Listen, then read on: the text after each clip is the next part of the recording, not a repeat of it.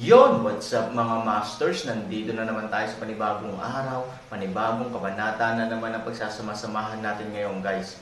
Mga masters, okay lang po bang wag nyong skip ang mga ads sa aking mga videos? Salamat po talaga mga masters sa solid na pagsuporta po sa akin. Magandang gabi mga masters, bali ngayon po ay 4 na videos po ma-upload ko po sa aking YouTube channel.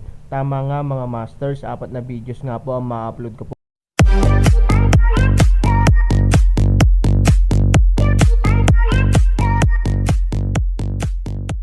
Bali mga masters, kung bago ka pa lang po sa aking YouTube channel, please click the subscribe button, lalong-lalo na po yung notification bell guys, para maging connected pa rin tayo sa isa't isa at maging updated kayo sa mga susunod ko pang video. Bali mga masters, bago natin umpisahan ng kwento ay mag-shoutout po muna tayo para sa mga solid nating tagapakinig. Shoutout kay Danilo Wamar at shoutout kay DM3XT. Yun na nga mga masters, no? Bali hindi na ito patagalin. In 3, 2, 1, let's go!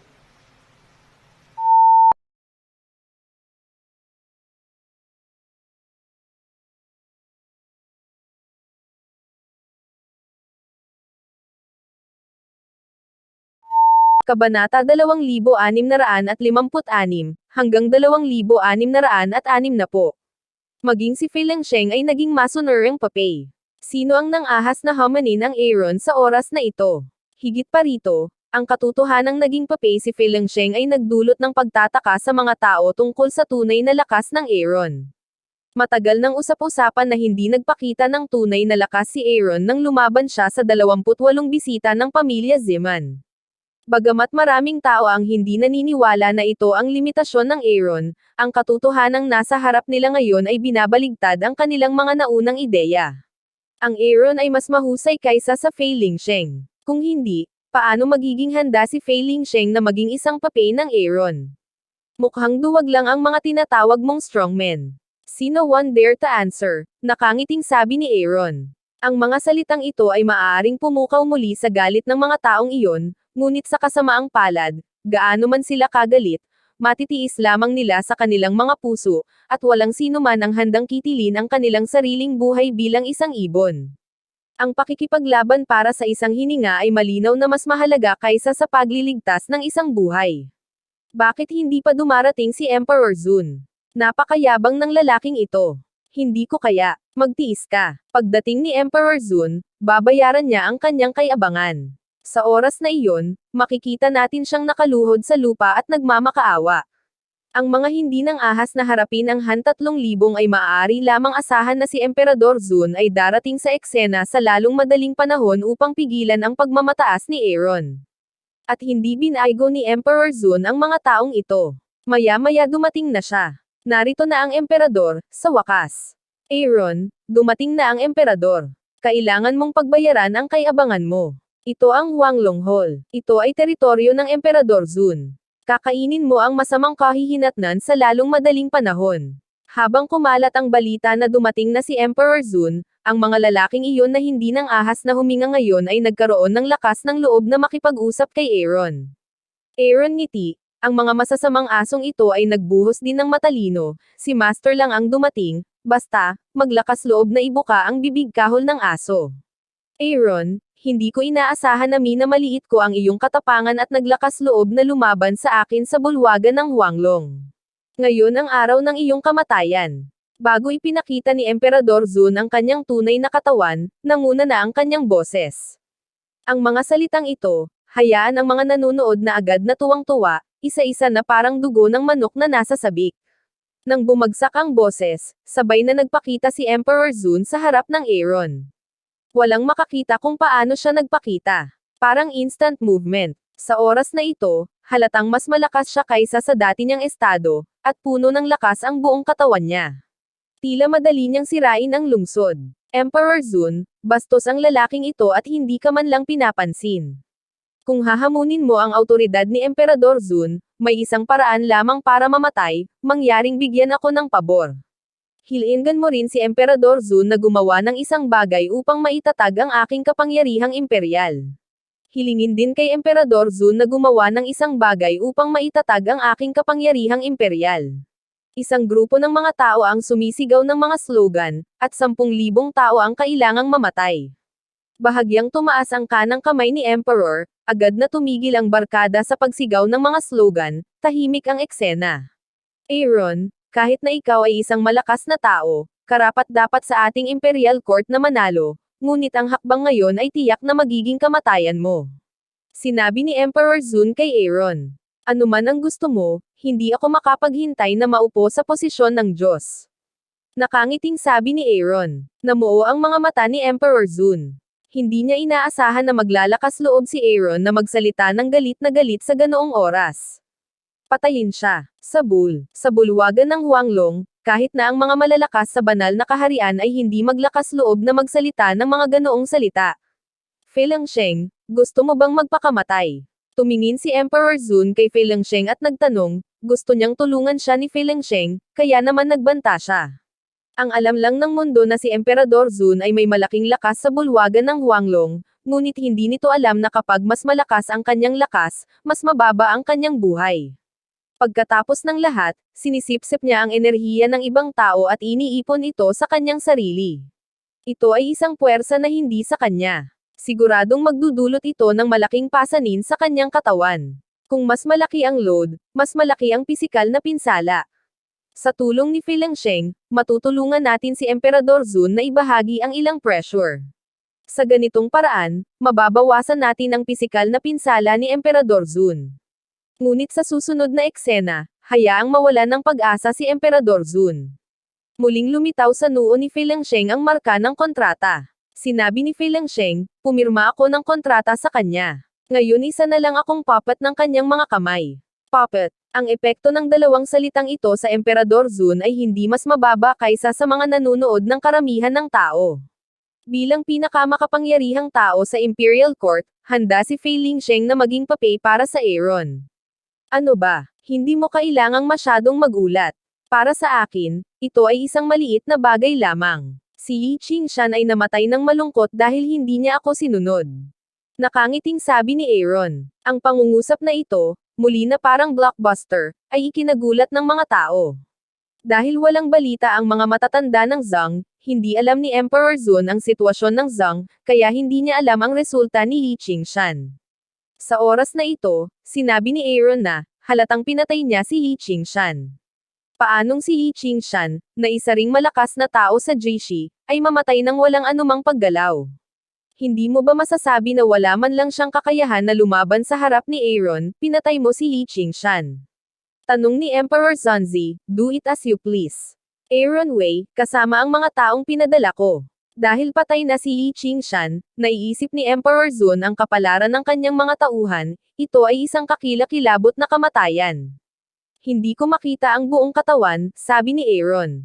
Malamig ang mukha ni Emperor Zun, at bahagyang umangat ang sulok ng kanyang bibig. Ang isang ngiti ng masamang kalikasan ay nagmukhang kakilakilabot kay Emperador Zun, Aaron, ngayon ay gagamitin ko ang iyong dugo sa pagsamba sa mga patay. Habang bumabagsak ang boses ng Emperador, bumuhos ang malakas na enerhiya sa katawan ng Emperador. Ang kaharian ng Emperador na si Zun ay lumalaki sa bilis na maaabot ng mata lamang. Palakas at mas malakas. Mas malakas at mas malakas. Hindi nito maiwasang hayaan ang iba buntong hininga. Ito ba ang kapangyarihan na maaaring palabasin ni Emperor Zun sa bulwagan ng Huanglong huwag magpabaya? Sa unang pagkakataon na tinawag ang Red-Eye Jade Python sa harap ni Yi Qingshan, ang huwad na espiritu ng Aaron ay may lakas na durugan, ngunit ang Emperador ay halatang mas malakas kaysa kay Yi Qingshan sa ngayon, kaya't si Aaron ay hindi niya gustong tiisin ang resulta ng walang ingat na pagkawala ni Jingzhou, sawa. Ito ay Red-Eye Jade Python, hindi ba ito isang kakaibang hayop sa alamat? Siya ang master ng Red-Eye Jade Python, sinasabi na ang Red-Eye Jade Python ay extinct thousands of years ago. Hindi ko inaasahan na nag-e-exist pa pala ito sa mundo. Panipi.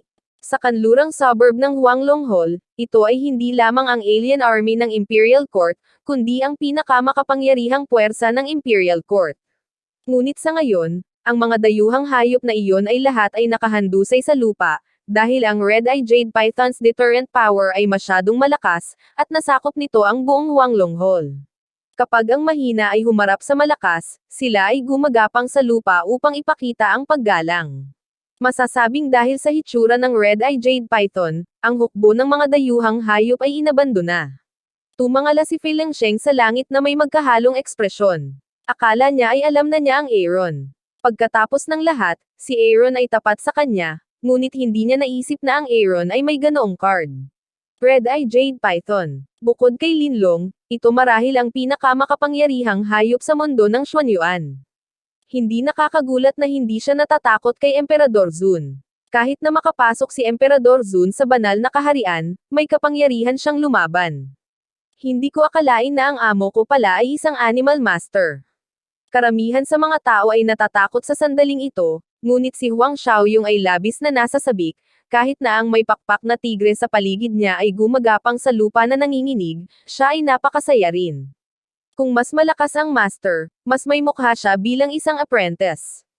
Anong meron? Surprise! Biglang napalingon si Aaron at nakangiting sinabi kay Fei Sheng. Huminga ng malalim si Fei Sheng. Ito ay higit pa sa isang sorpresa. Ito ay isang takot. Ang red-eye jade python ay isang makapangyarihang hayop, na hindi maisip ng sinuman. Ito ang card mo, kaya hindi ka natatakot sa emperador. Tanong ni Fei Sheng. Sumimangot si Aaron at nagsabi ng isang bagay na talagang nagpawalang bisa kay Fei Sheng, upang matiyak na makakaharap ko si Emperador Zun, hahayaan kong lumitaw ang red-eye jade python, ngunit kahit wala ito, maaaring hindi ko kalaban si Emperor Zun. Dahil dito ay napalingon si Fei Sheng sa kanyang mga mata.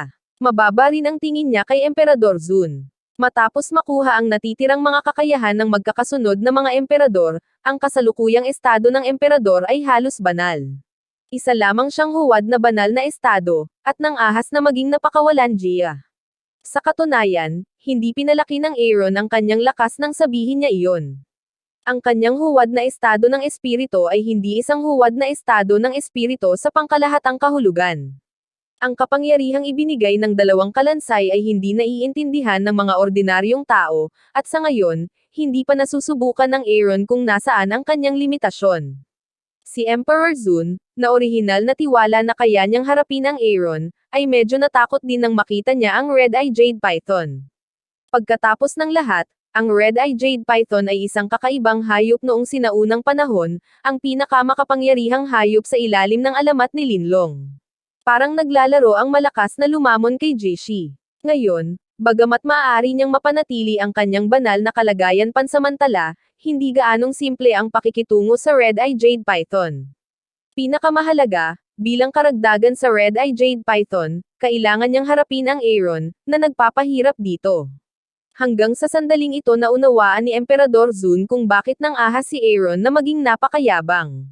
Ang kanyang kapital ay ganap na hindi inaasahan. Sa kasamaang palad, sa puntong ito, walang paraan upang pagsisihan ito. Mareresolba lamang ni Emperor Zun ang dalawang problema sa lalong madaling panahon. Kung hindi, kapag naubos na ang kanyang kakayahan, hindi na niya mapapanatili ang kanyang divine state. Aaron, gusto mo bang may halimaw na namumukod tangi sa'yo? Sinabi ni Emperor Zun kay Aaron na gusto niyang hikayatin si Aaron upang maiwasan ang kanyang one-on-two na sitwasyon. Ngunit ang Aaron ay hindi tanga. Paano siya mahuhulog sa ganitong uri ng pandaraya? Natatakot ka ba? Kung gusto mong umalis sa bulwagan ng Huanglong at alisin ang iyong katayuan bilang emperador, maaari kong iligtas ang iyong buhay, sabi ni Aaron. Mabangis ang ekspresyon ni Emperor Zun, at mas mabuting mamatay siya kaysa iwaksi ang kanyang dignidad. Huwag kang mahihiya. Babayaran kita ngayon. Emperor Zun isang malamig na ugong, hugis ng katawan ng isang flash, pagkatapos ay lumitaw sa Aaron side. Ito ay nagkakahalaga ng pag-asa sa pagsulat ni Emperor Zun. Hindi mabilang na mga manunood ang lahat ay umaasa na mapatay ni Emperador Zun ang Aaron upang palakasin ang kanyang kapangyarihan. Gayunpaman, pagkatapos ng hitsura ng red-eye jade python, ang kanilang saloobin ay nagbago ng malaki. Noong una ay inakala nilang patay na si Aaron, ngunit sa paglitaw ng red-eye jade python, naging hindi sigurado ang ideyang ito. Sa makapangyarihang sinaunang beast blessing, kung ang Emperador Zun ay maaaring magkaroon ng lakas na harapin ang Aaron ay naging isang hindi kilalang numero. Ang unang digmaang pandaigdig ngayon ay ganap na babaguhin ng Imperial Court. Ang red-eye jade python ay isang makapangyarihang hayop, kahit ang emperador ay hindi madaling harapin. I really didn't expect, na we should be able to witness such war. Sa panahon ng haka-haka, nagsimula ang digmaan. Ang bulwagan ng Huanglong ay natatakpan ng maitim na ulap. Dahil sa malakas na pressure ay hindi na makatayo ang ilang mahihina kaya kinailangan nilang maglupasay sa lupa. Sa ngayon, nakahiga lang si Huang Xiaoyong sa kanyang likod. Dahil sa sobrang lakas ng pressure ay hindi niya napigilan, kaya minabuti niyang tiisin ito sa katahimikan. At ang postura na ito, ay maaari ring hayaang makita ni Huang Xiaoyong ang digmaan sa langit ng mas malinaw. Sobrang bilis kaya hindi ko na makita ng malinaw. Hindi ko ba talaga mami-miss yung time na nagpapakita ng kapangyarihan si Shifu? Sabi ni Huang Xiaoyong na may malungkot na mukha. Karamihan sa mga taong naruroon ay kapareho ni Huang Xiaoyong. Hindi nila makita ang eksena ng labanan sa pagitan ng Emperador Zun at Aaron. Tanging si Fei Lingsheng, isang malakas na guro, ang halos hindi makahuli ng ilang larawan. Bagamat hindi siya makakita ng malinaw, ang kakayahan ni Aaron na harapin ito, kasama ang problemang dulot ng Red Eye Jade Python, ay naglagay sa Aaron sa itaas, tila mababago ang posisyon ng emperador. Hindi mapigilan ni Fei Lingsheng na mapabuntong hininga na hindi pa tapos ang digmaan, ngunit sa paghusga sa kasalukuyang sitwasyon, malaki ang tsansa ng Aaron na manalo. Nang marinig ang mga salitang ito, hindi napigilan ni Zantai Liuyu na magtanong, Mr. Fei, ang ibig mo bang sabihin ay siguradong mananalo ang Aaron? Bagamat hindi pa nailalabas ni Emperor Zun ang kanyang pinakadakilang lakas, ganoon din ang Aaron.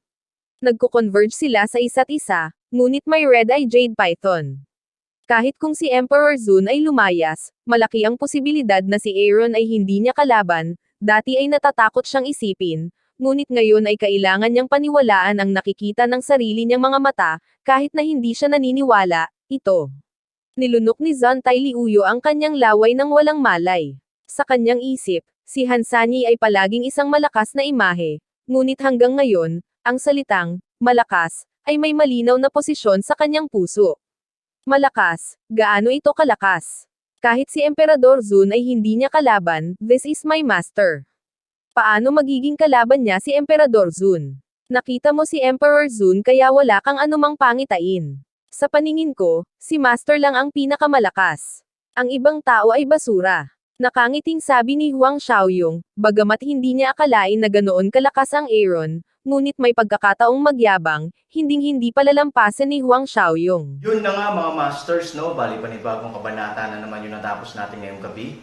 Muli, maraming salamat po talaga sa walang sawang suporta po sa aking YouTube channel na talagang inaabangan nyo po ang bawat upload ko po. Bali mga masters, magkita-kita ulit po tayo bukas ng gabi at ngayon po ay magpapaalam po muna tayo. Bali mga masters, bye-bye!